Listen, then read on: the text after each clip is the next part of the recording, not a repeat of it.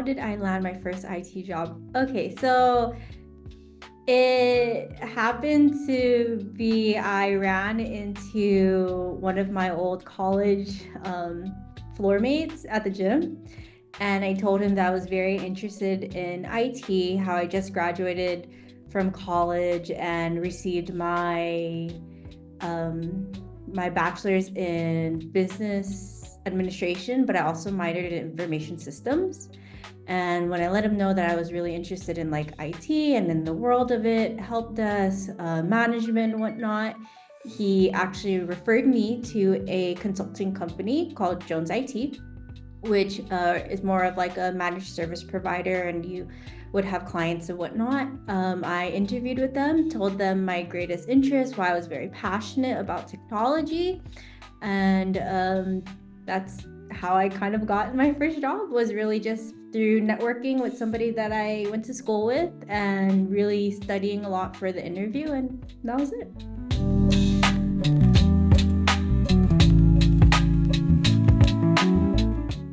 The same thing would just be like the network and expressing my interest in IT. What I would do different is research. I would say that I wasn't as prepared as I thought I was, being that in my first IT job, that was the first time I've ever opened up a computer. And so I wish that prior to actually jumping into the interview, I've opened up the computer and looked at, what does this do? What is a motherboard and whatnot? And just get more hands-on before really jumping in. So that's what I would have done.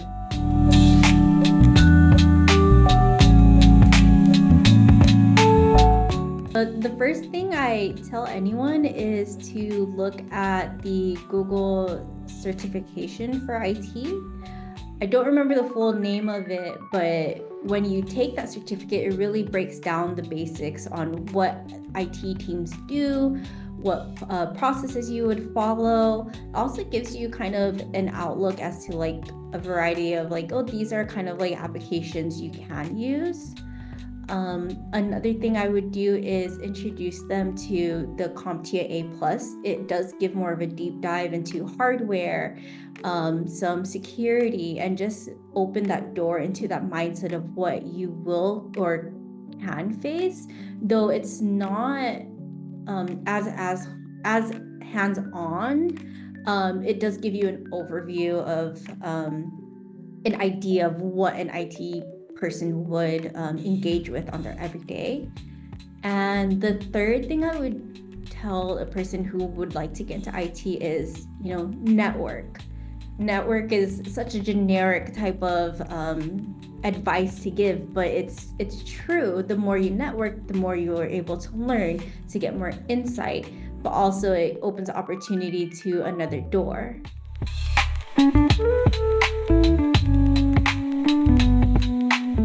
I would say for future proofing, especially when it comes to AI, it's start to learn what AI is. Keep up with what the changes are in the world and when it comes specifically to technology. So the greatest example I can give is the CEO at NVIDIA.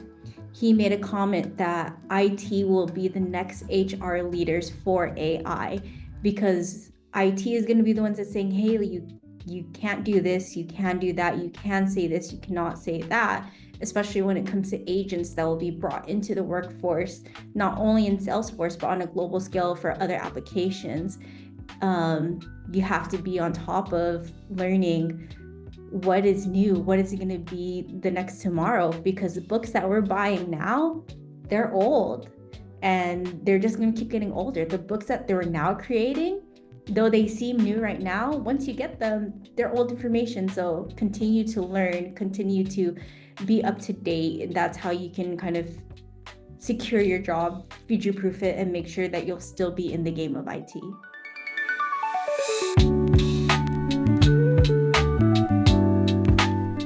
I would encourage is to learn stuff or learn more technology outside of the IT realm. For example, IT teams here, they aren't as focused in AWS, building servers and whatnot. However, if you were to apply for an IT position, probably in a more corporate settings, you would have that opportunity to do it. So kind of going back to, right now where I'm at, we are a pretty small company. IT team's very focused on just the SaaS that they are in charge of. Our DevOps team will take more charge of AWS.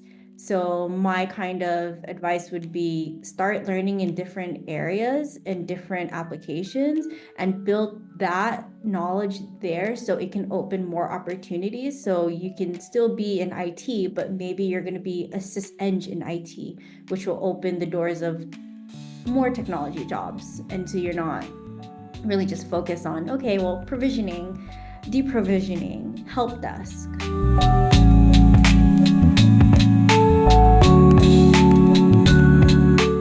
I think LinkedIn will be the best source because that's where most of the career connections are. There is Indeed, I would say that would come second, especially when you're just kind of looking at the generic view of like, these are all the job postings. But the best part with the LinkedIn is that it's coming directly from the company. You're not using Indeed as a kind of bridge to apply. Maybe it's kind of the same thing, but you're able to view the company easier. You're able to see what are they doing, like in LinkedIn, there is a job posting for, just an example, for Zendesk. Okay, I click that, I can automatically view Zendesk's profile on LinkedIn and get some information. I don't directly have to go to their website to apply. I can just apply there and get information. Sure, if I want a deep dive to get more information about the company, I would visit the website, but most of their information will be on LinkedIn itself to get a better idea, and really just like a TLDR type of thing of like, I just need to know the main points of this company if I want to apply there or not.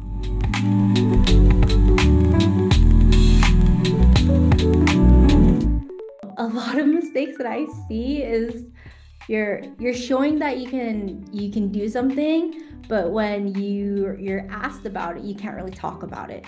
A great example I can give is a while back, somebody was applying for an IT Eng role under me, and they mentioned that they were able to build workflows, for example, in Okta. During the interview, I asked them, tell me more about the workflows that you built. And they were only able to say, when I provision a user, I add this in the group and it gives them this application. So I kind of deep dived into it and I was like, well, how did you build that? And they're like, oh, it's already set. And so, don't oversell yourself if you don't really have an answer.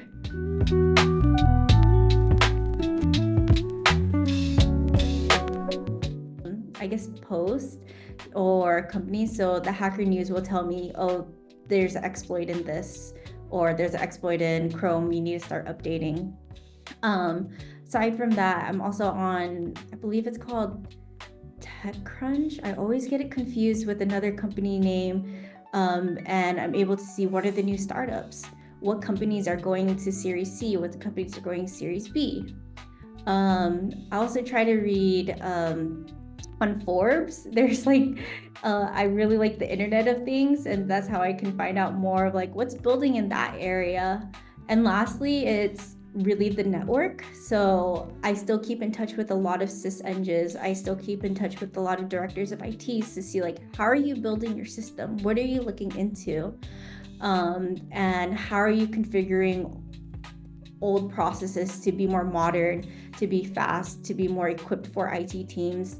And the last one would be going to conferences.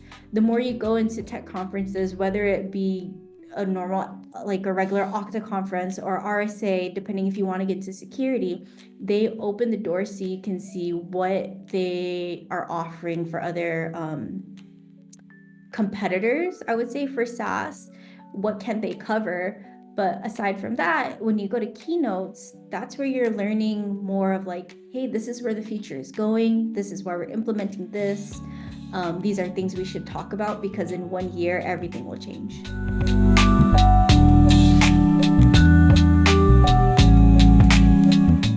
Okay. I do believe they're great. I believe they give you a lot of information, but I don't hold myself to that standard, which I believe is not the best, but I do push people to get certifications. I believe they help you and expand your knowledge, especially when your company is growing. So the greatest example I can give is that, at Fountain, there wasn't really a person dedicated for privacy.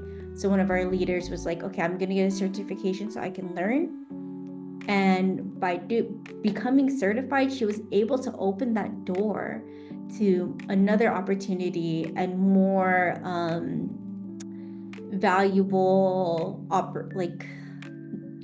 task within Fountain, which weren't open before. And it also opened the opportunity for the company itself to be like, okay, we have a dedicated person for privacy that can help us sign more contracts, get more customers. So I really do think that certificates help in a way where it doesn't only open opportunities for yourself, but it opens an opportunity for the company you're at. So they're great to do. They do take time. I myself have not done my certifications in a while because of all the busyness, but I do highly recommend for people to get them.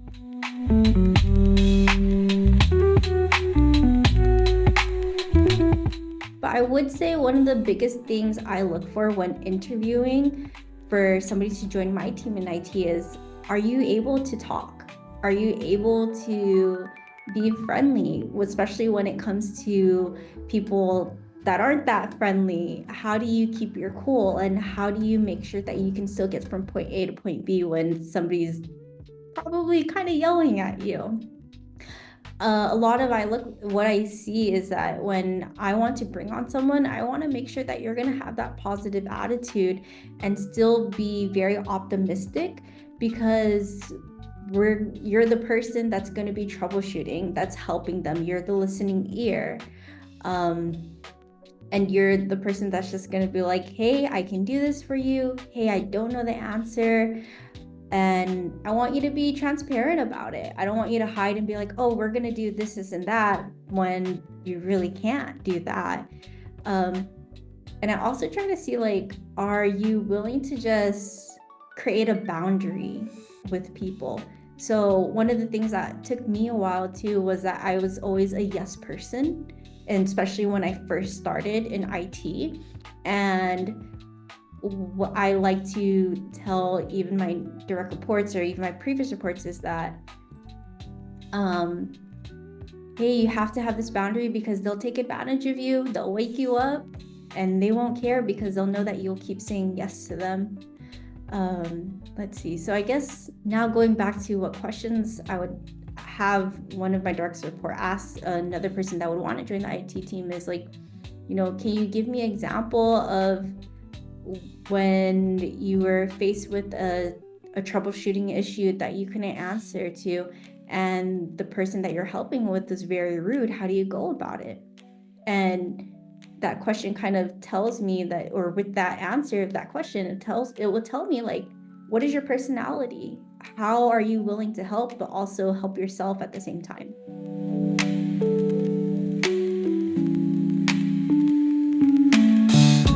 I would say put your projects highlighted first on your application and resume. Lots of times I know the standard for resumes in general is just, put your work history, put your projects at the end. But when it comes to IT being very technical, I want to know what your projects were. I want to know, what have you built? What were you in charge of? What did you lead? What did you do that was different compared to others? And how are you able to make yourself stand out? One of the questions that kind of comes up also is, why do you want to work at this company? So when it comes, or if it ever comes to that question, I would like for that person to really think about, why do you want to work here? How do you think you will be an amazing asset to help them get to point A to point B? And then ask yourself, like, why do you think this company will help you? How do you think this company can serve you for the greater of yourself? It's hard because we always think as applicants, we want to serve the company, but at the end, we also have to think, how can this company serve me?